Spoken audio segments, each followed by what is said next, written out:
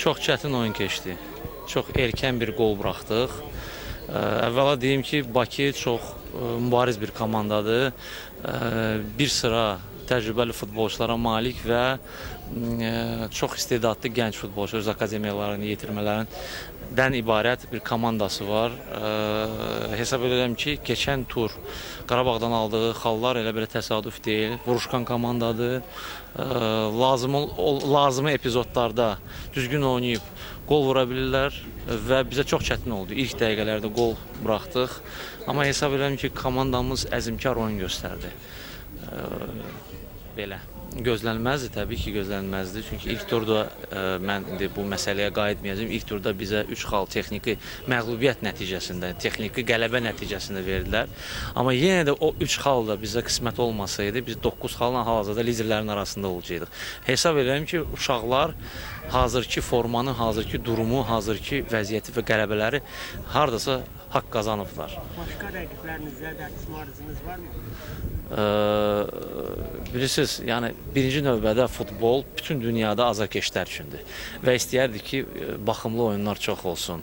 Azarkeşlər stadionu doldursun, gəlsinlər ailələri ilə. Məsələn, mən yenə də fürsətdən istifadə edib öz azarkeşlərimizi qeyd eləmək istəyərdim. Sumqayıtın hər oyuna demək olar ki, bütün stadionumuz dolu olur. İnsanlar uşaqları ilə, nəvələri ilə təşrif buyurur, öz komandalarını dəstəkləyir.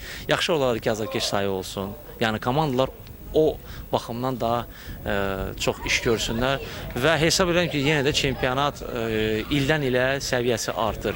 Bütün komandalara uğurlar arzulayıram. Birinci növbədə Qarabağımıza istəyərdim ki, bu il Avroliqa yarışmalarda uğurla Azərbaycanı təmsil eləsinlər. Bir neçə gün sonra artıq oyunları olacaq. Mən yenə deyirəm, uğurlar. Birdən-birə yox, siz artıq mətbuatda rəqəmlər olubdur. Təbii ki, bizim büdcəyə bir qatqıdır, köməkdir. Amma biz nə ediriksə, biz yavaş-yavaş, tədricən təməl qoymaq şərti ilə eləyirik. Bir il ərzində, 2 il ərzində böyük klub tikmək mümkün deyil. Bunu biz bu yaxınlarda bir il bundan əvvəl yadıma gəlir bir Fransanın Monaco klubu var. Düzdür, o krallıqdır. Amma Fransa çempionatda çıxış edən böyük futbolçular ulduzlar gətiriblər. Bu ildə bütün bu ulduzları satırlar.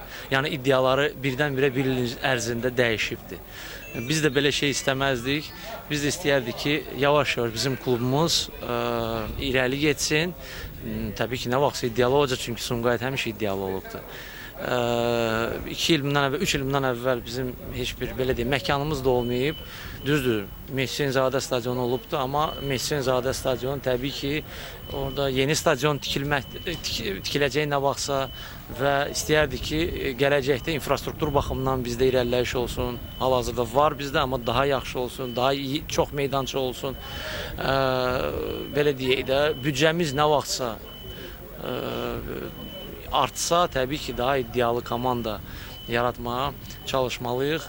Amma hal-hazırda yenə edirəm, ötənki illərlə müqayisədə irəliləyiş var. Hesab edirəm ki, irəliləyiş var. Yəni onlar sizin oyunları yəqin ki, izləyirlər.